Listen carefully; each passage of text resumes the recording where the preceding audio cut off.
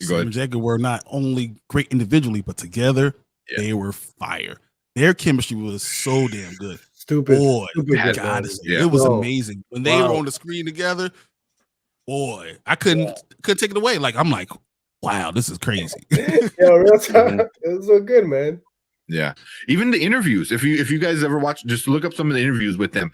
It's like they're actual like friends, you know. Which I know it sounds silly, but a lot of these times they're coworkers. You know what I mean? And like, yeah, we have to go to the interview together. We have to work together. But like, they seem, I really hope they are friends in real life because they just like have this like really good chemistry together. It was almost like we were just privy to a conversation that they were already having. Like they were just sitting there talking, they enjoying talking about stuff, and then we just get to see the outside. Like, oh man, this is amazing.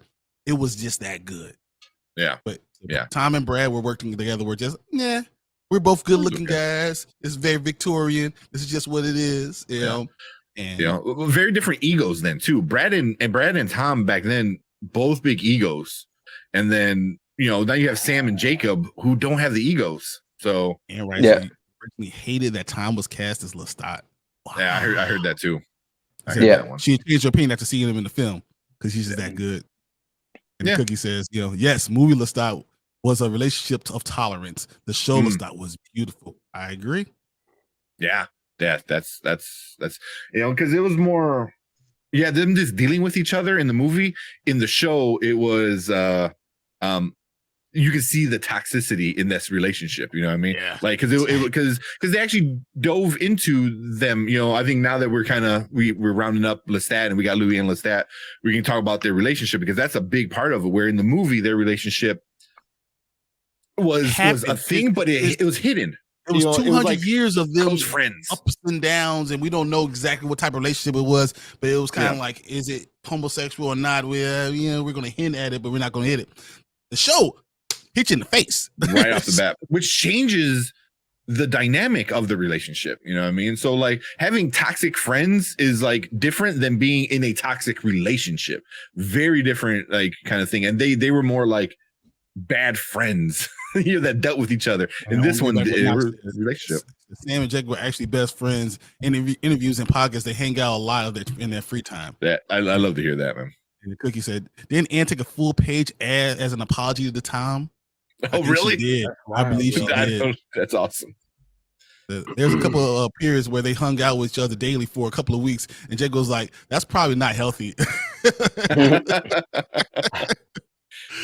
And then Jorge said, "Their relationship only makes sense as a romantic relationship, which is in the books. It only makes sense that way." But so those tweaks that they did on the show, I feel like just added. It made almost another character. It made it so much more enjoyable because they had those type of relationships now, and it made sense. Mm-hmm. Yeah, but we had that, so we have Louis and Lestat. Wait, hold on. I want to see if Sergio or Brandon got anything about like their relationship. Now we were talking about Louis, we talking about Lestat. Before we get into the next character, their relationship's really big. You guys got any thoughts or comments on their relationship, Sergio? In the context, yeah. Go ahead, Sergio. I'm sorry. That's okay, my man. Mm-hmm. Okay. Yeah. I mean, I think I like the dynamic on the show. It makes for a lot much more entertaining television. Watching the film, I didn't even really catch the hints that they were in like some kind of a relationship, other than like maker, creator, and that kind of thing.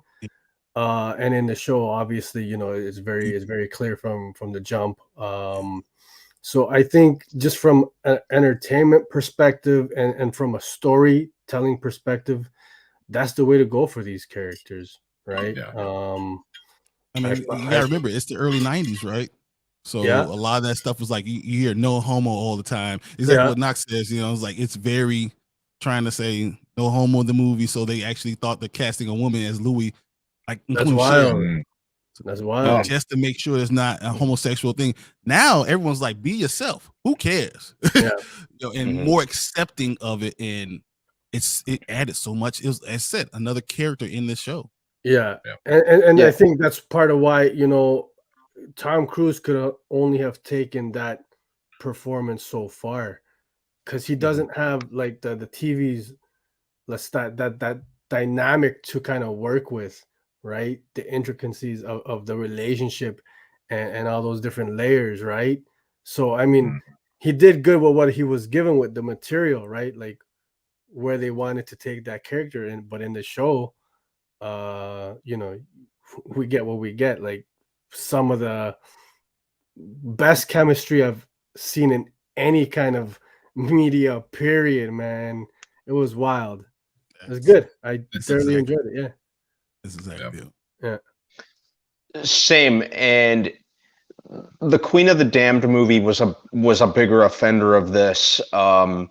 You know, it really went out of its way to no homo itself in terms of these kind of relationships were a really big thing throughout the books. And, you know, in case in point between Louis and Lestat. So I'm really happy that they leaned more into that. You know, it just kind of added more layers to this very complicated relationship. I'm happy that they went there. I was really pleased to see that they went there. You know, it just kind of furthered my investment in the show and just kind of had me more early, because they made no bones that they were going into that very early on in the show, and I think that was a good hook especially if you're familiar with the books and what these characters are about. So I felt I felt a lot more reassured that the showrunners were a lot more comfortable and willing to move forward with this and go all the way. So I got a question for you guys. So the source material, the books, the dynamic is a homosexual relationship then? It was definitely a relationship. Yes. It was a homosexual relationship. There was a lot Lestat particularly had a lot of bisexual tendencies as well. So I mean, like if that's what works in the source material, I mean, I get the 90s were a different time, but I mean, I feel like that's the way you gotta adapt it, man. You know?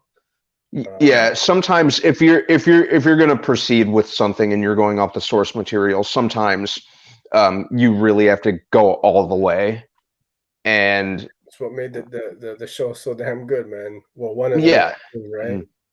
And when I heard that they had. When I heard they announced that they were doing a TV show, I thought it was a much better route for the source material. Yeah, you know, a TV series was where it was at with this. Exactly. Yeah. So we talked about their relationship, the kind of their not healthy relationship. So so now we bring in the Band-Aid of their broken relationship. Oh, here we go. Yeah, these characters are gay icons, and I'm so glad that the show didn't just hint at their relationship and gave it a full-on love story. I agree. Yeah. This show is also a huge step regarding queer representation. Not only the main characters are queer, but it's not just a boring contemporary love story either. They have layers too, just like you and I and everyone else. This is just what it is. This is who they are. And I think that's what comes across when you watch the show.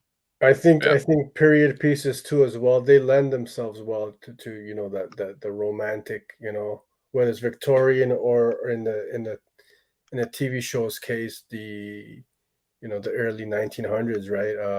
You know, very stiff. You gotta be very careful. Yeah.